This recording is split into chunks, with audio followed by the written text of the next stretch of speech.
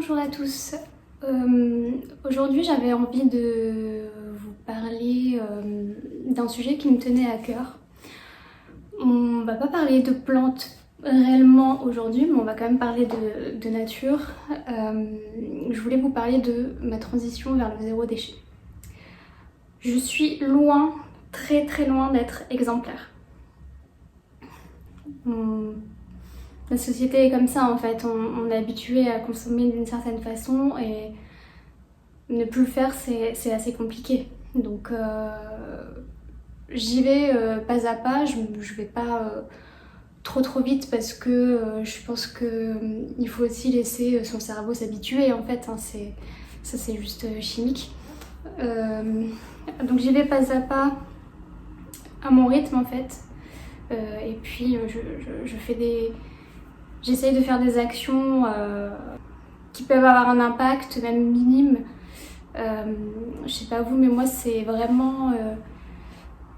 ça m'angoisse énormément le réchauffement climatique en fait. Ça me fait vraiment très peur. Je vois comment les choses évoluent très rapidement et vraiment c'est... Enfin, je trouve ça vraiment très flippant. Et ce qui me fait encore plus peur, c'est de voir à quel point vraiment les gens qui peuvent faire quelque chose et faire en sorte de sauver la planète, ben, ne font rien. Alors, moi ce que je fais, je pense que même si on est beaucoup à faire ce genre de choses, que c'est quand même... il y a quand même beaucoup de gens qui sont sensibilisés à ça.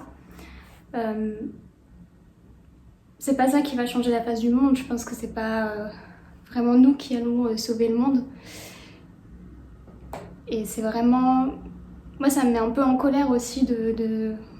Enfin, regarder le résultat de la COP26. En fait, il se passe rien vraiment. Les personnes qui pourraient faire quelque chose ne font rien. Donc après... Je pense que personne, moi-même, je serais pas prête à changer toute ma façon de consommer. On a des téléphones portables, on a tout un tas de choses, les voitures, etc., les voyages, prendre l'avion, enfin... On est habitué comme ça maintenant et je pense que ça va être assez compliqué de faire entendre à des populations de changer sa façon de consommer. Et je pense qu'on n'est pas prêt à le faire. Donc, bref, je me suis un peu égarée. Mais en tout cas, moi, j'avais à cœur parce que vraiment, c'est quelque chose qui me touche beaucoup, de changer un peu, de commencer à changer un peu ma façon de consommer. Alors, il y a une chose toute simple que j'ai changé et je sais pas pourquoi je l'ai pas fait avant. Je pense que, je sais pas, j'ai absolument pas pensé. J'utilise toujours du sopalin. Et en fait là j'ai acheté vraiment des serviettes à nettoyer tout simplement. Et c'est tellement logique en fait, c'est... Enfin, tout le monde a ça en fait, ou presque. Et je sais pas pourquoi j'en ai jamais acheté finalement. Donc... j'ai encore un rouleau, je crois, de sopalin. Je vais quand même le finir, ce sera encore plus idiot de jeter ce qu'on a déjà de toute façon. Et après ça, ben, j'en achète plus. Je vais plus en acheter, je vais utiliser vraiment que ça. Je me suis fait plaisir en prenant des petits motifs végétales, bien sûr. Donc on en a 4, je pense que c'est suffisant. Le temps de laver celle qui sera sale, etc. Alors ensuite, on passe au zéro déchet dans la salle de bain. Alors au niveau de la salle de bain déjà, ça fait quand même quelques temps que je m'intéresse pas forcément au zéro déchet, mais en tout cas aux produits naturels, en partie à cause des substances qui peuvent se trouver dans les produits qu'on utilise et qui sont absorbés par notre peau. Il y a quand même des choses des fois qui sont aberrantes en fait, et je suis aussi assez sensible à tout ce qui est perturbateurs endocriniens.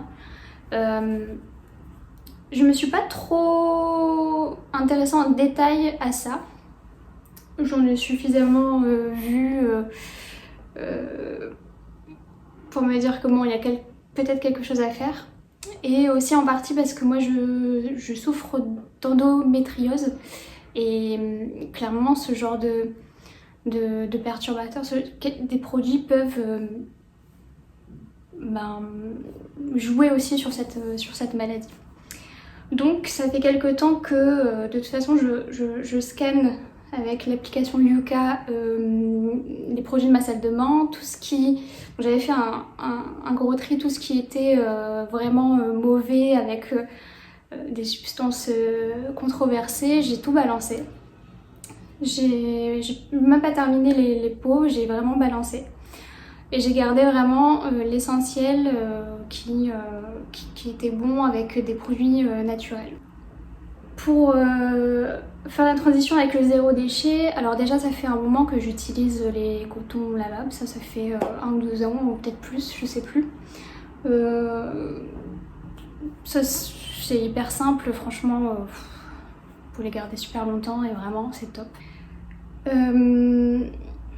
Au niveau des cosmétiques, alors moi ce que je fais maintenant, j'utilise une huile végétale pour me démaquiller, pour nettoyer mon visage, même pour l'hydrater. Moi j'ai pris une huile de jojoba et il y a plusieurs huiles, alors des fois il faut tester un peu, ça dépend de sa peau. Moi l'huile de jojoba ça a l'air de plutôt bien fonctionner, d'ailleurs j'ai pas de boutons en ce moment. Après il faut vraiment tester, toutes les huiles ne vont pas vous convenir en fait.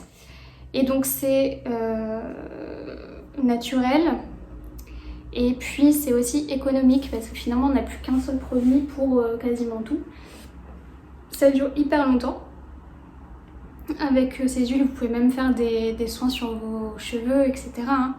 Donc c'est ça qui est assez intéressant, surtout au niveau de l'économie également. Alors pour le matin, je l'ai un peu utilisé aussi le matin, mais comme c'est une huile, on peut avoir le visage gras. Donc c'est vrai que pour le matin, j'ai gardé quand même des crèmes hydratantes, donc qui passaient très bien sur l'application Yuka.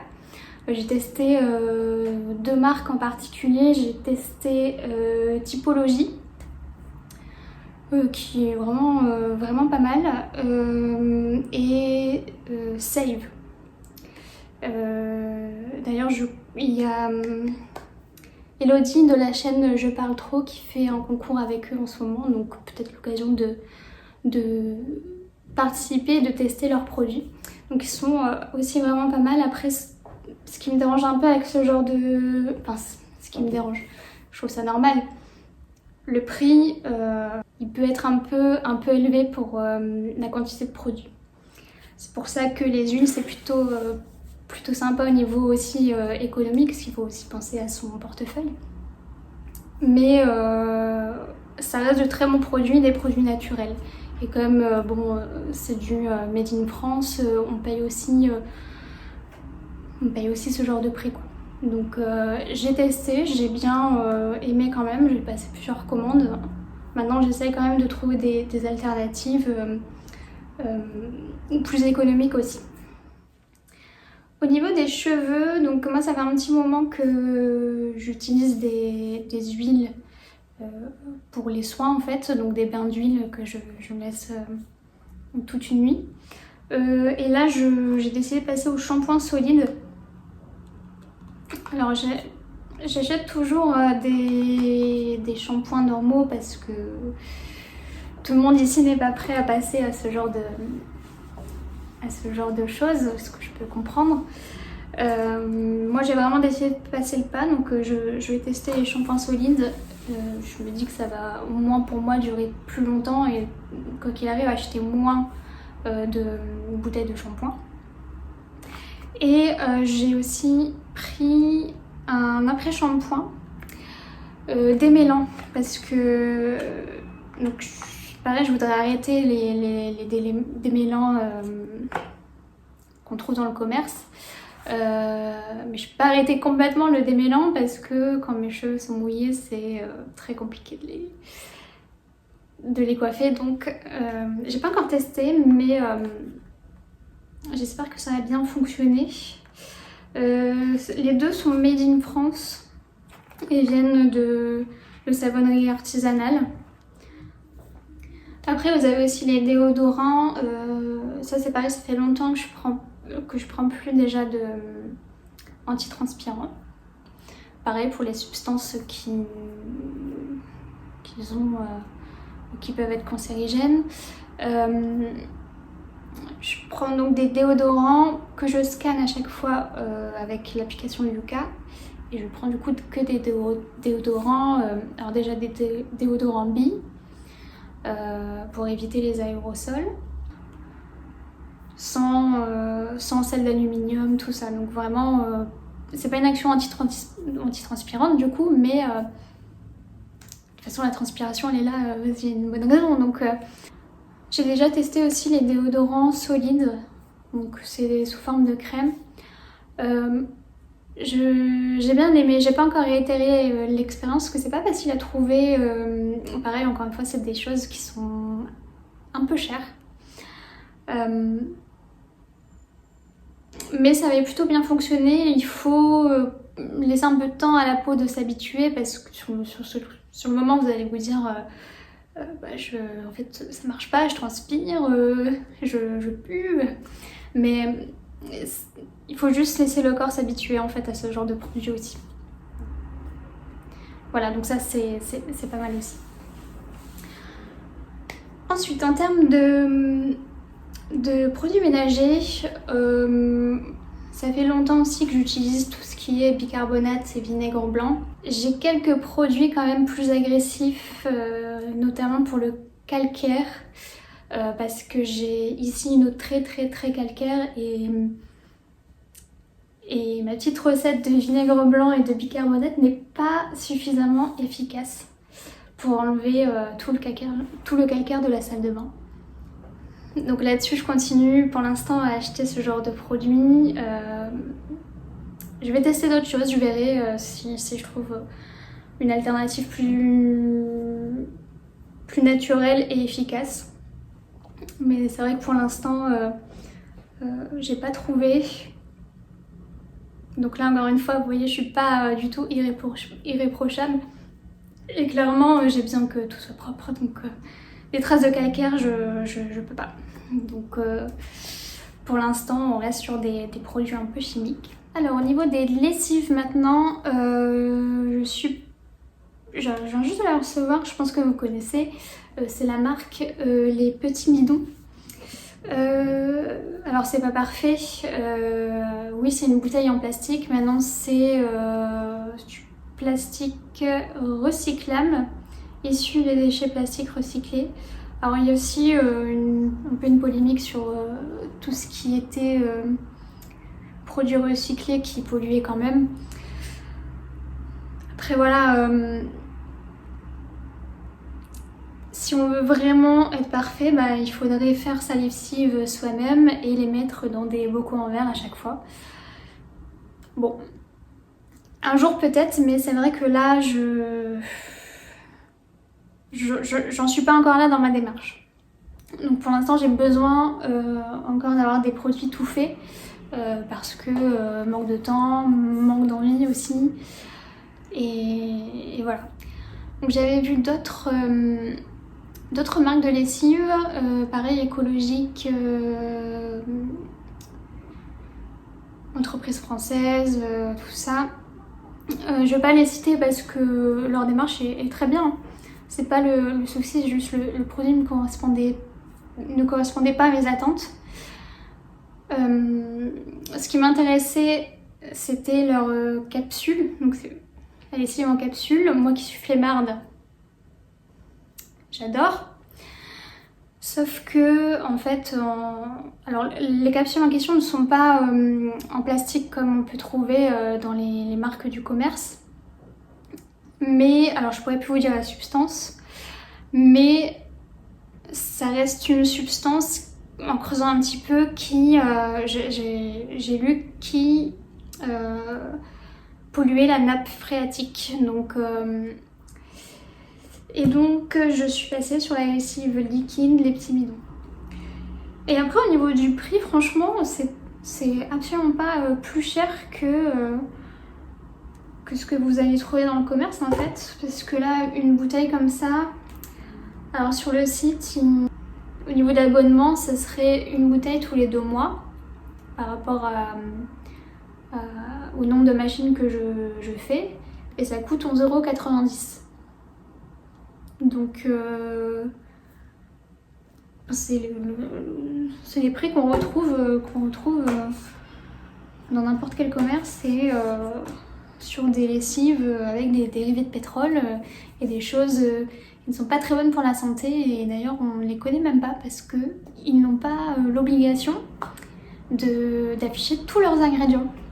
Je sais pas si vous le savez, je pense que oui. Si ce n'est pas le cas, sachez que les distributeurs de lessive n'ont aucune obligation d'afficher leurs ingrédients. Donc concrètement, on ne sait pas avec quoi on lave nos vêtements. C'est quand même... c'est hallucinant, encore une fois, c'est ce que je disais au tout début de la vidéo. Les personnes qui pourraient vraiment sauver la planète... en fait, ils pensent tellement qu'à leur profit et que ils jouent aussi avec notre santé et avec notre avenir. Donc voilà. Alors ensuite, en termes d'alimentation, alors je suis pas passée encore au vrac. J'ai pas trop regardé. Il paraît que ça revient moins cher, je sais pas. Moi je suis sur la région parisienne et les magasins qui proposent du vrac, ça va être les magasins bio, Monoprix ou Franprix qui pratiquent des prix assez chers. Et en toute transparence, j'ai pas le budget pour manger que du bio tout le temps. Concrètement, c'est vrai que là c'est un peu plus compliqué pour moi, mais c'est une question financière. Par contre, j'utilise en ce moment les applications anti-gaspillage. Donc moi j'utilise celle qui s'appelle Phoenix. Donc c'est une application qui vous permet de réserver des paniers surprises avec les invendus des magasins aux alentours, magasins, donc supermarchés, boulangeries, il y a aussi des restos. Donc là on est dans une démarche aussi un peu bon pour la planète, parce que même si ça peut être des produits comment dire, vous savez, emballés avec du plastique, des choses qui sont pas recyclables, il vaut mieux peut-être quand même les récupérer dans ce type de procédé que le magasin les jette, quoi. Après, il y a des produits zéro déchet sur lesquels je n'arriverai pas, je pense, à changer mes habitudes. Par exemple, les mouchoirs. Le mouchoir en tissu, quand vous savez, vous passez du chaud au froid, la boutonner, vous l'essuyez, ok. Mais quand vous avez un rhume, que vous devez littéralement vous moucher le nez pendant toutes les minutes, le mouchoir en tissu, c'est impossible. C'est vraiment impossible. Je sais pas si des personnes vraiment utilisent des mouchoirs en tissu, mais moi c'est un truc, là-dessus j'avoue, je pense que je ne pourrais pas y passer. Voilà, donc c'est la fin de cette vidéo. Je voulais juste préciser que c'était pas du tout une vidéo pour blâmer les personnes qui achetaient du coup des shampoings, des gels douche, en encore il y a très très peu de temps, enfin moi c'est ce que je suis encore concernée finalement. Donc voilà, c'est pas du tout pour vous blâmer, c'était vraiment parce que j'avais envie d'en parler, parce que c'est un sujet sur lequel en ce moment je suis vraiment très très sensible. Et voilà, j'avais envie d'en parler aujourd'hui. Mais franchement, vous faites ce que vous voulez, hein. De toute façon, encore une fois, je pense que malheureusement, je suis très pessimiste hein, sur cette question, mais malheureusement, je pense que à notre échelle, ça changera pas grand-chose. Mais voilà, j'arrête de parler et puis bah, je vous dis à bientôt.